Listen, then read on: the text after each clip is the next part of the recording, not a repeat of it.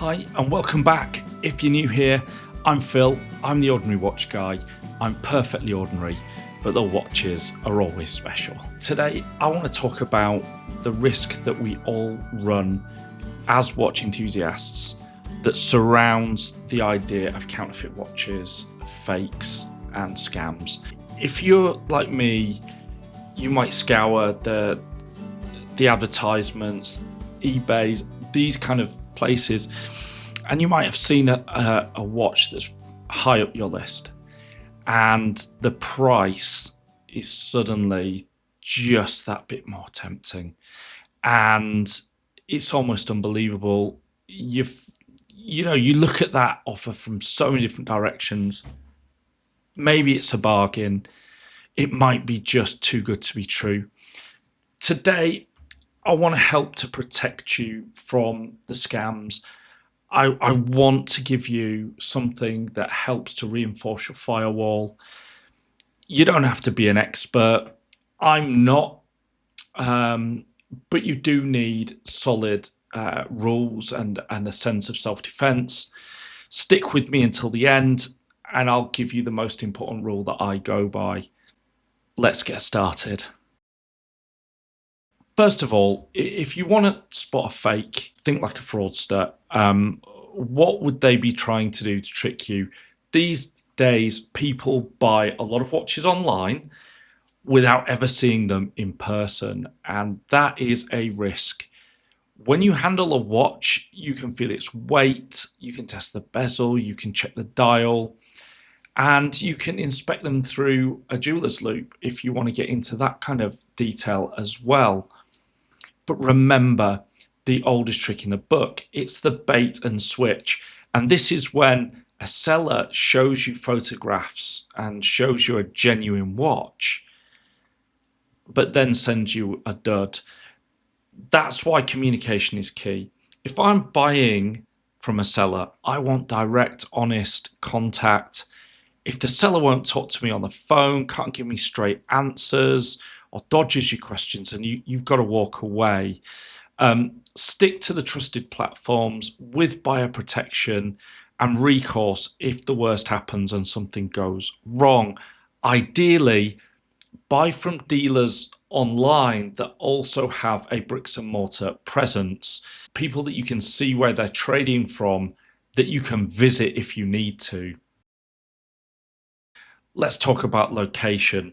Okay, if you're buying internationally, you need to know the risk. Some countries have higher rates of counterfeiting and problems with limited consumer protection. And there are certain countries that I won't buy from, and there's certain countries that I do. I buy from Japan. I'm happy to buy from Canada, EU countries. These are countries that have got more robust protections in place. I avoid high-risk countries. It's not about prejudice, it's about risk management. There are countless documents available online that will show you the rates of fraud and false representation that are endemic within these countries. Do your homework before buying abroad.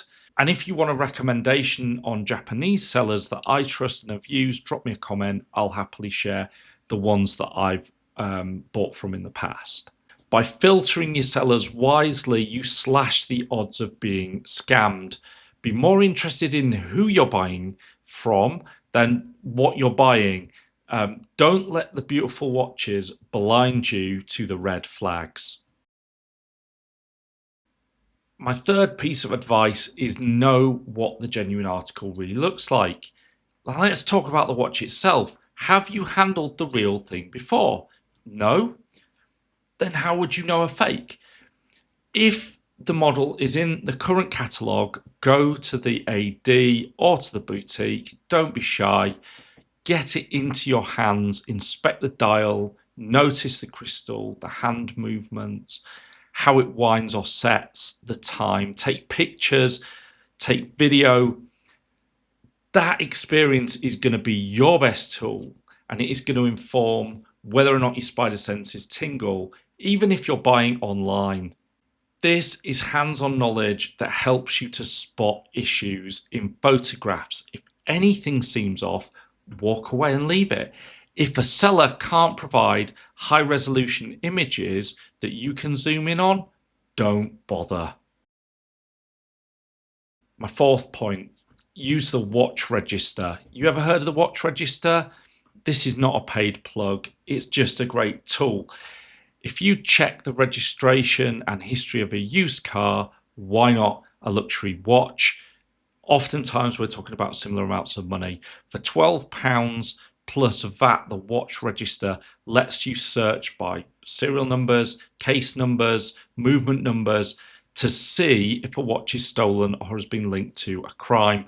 If you buy a stolen Rolex, you're not just at the risk of losing it, but you're also risking legal trouble for handling stolen goods. There are also servicing headaches.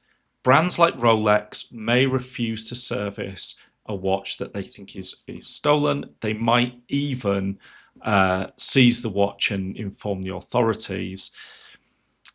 Even if the watch is genuine, a sketchy seller unwilling to let you do basic checks has to be a deal breaker. Do your price checks too. Use Chrono24 or Watch Charts UK to verify what a reasonable market price looks like.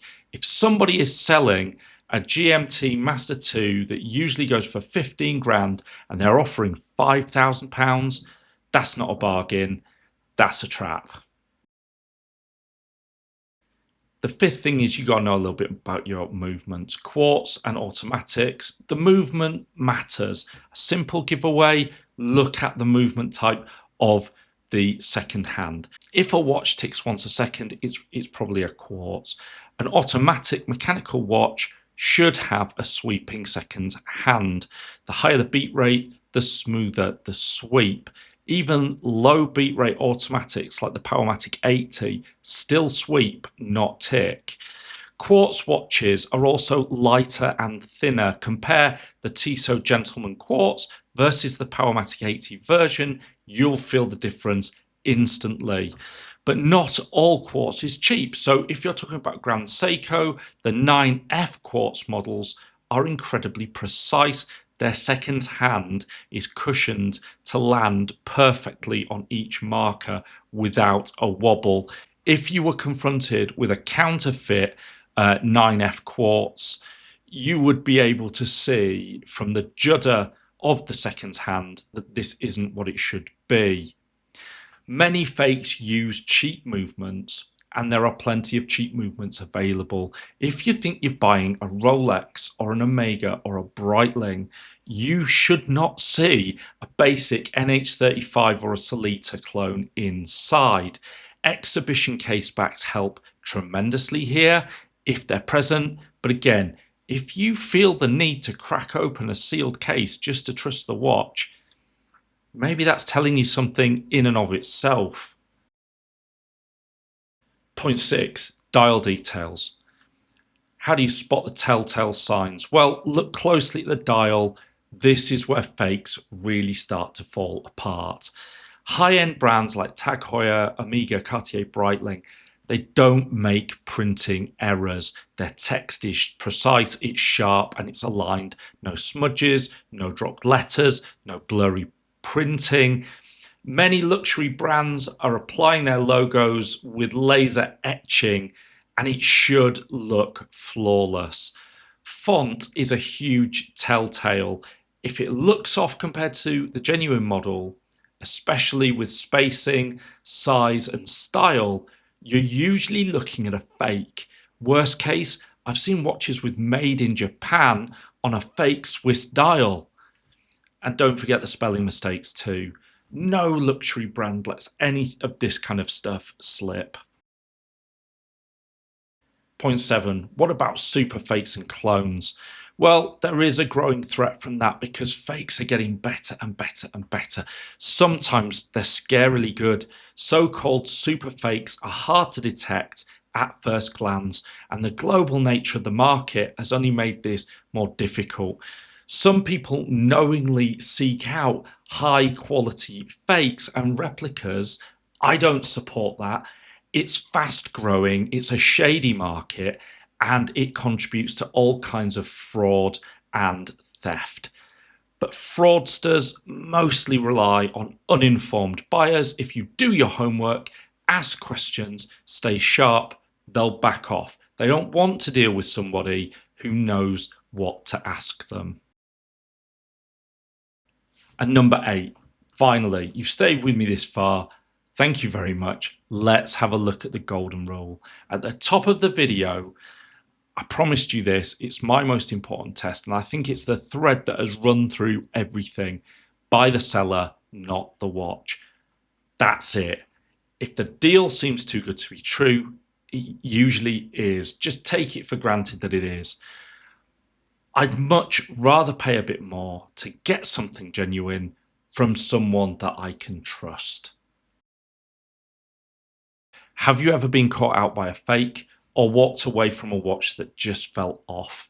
I'd love to hear your stories. Drop them in the comments. Is there still a watch that you think about? You weren't quite sure about it, and sometimes you think maybe I should have bought it. Let me know. Really would love to hear your personal experiences. Please hit subscribe if you found this helpful. Your subscription really helps me to grow the channel. I've got some amazing content coming soon from Toronto, Canada, including a deep dive review of the Christopher Ward C60 Lumiere, and that's going to be one to look out for. In the meantime, check out one of my earlier videos. Stay safe, enjoy your watches, and I'll see you in the next one. Bye for now.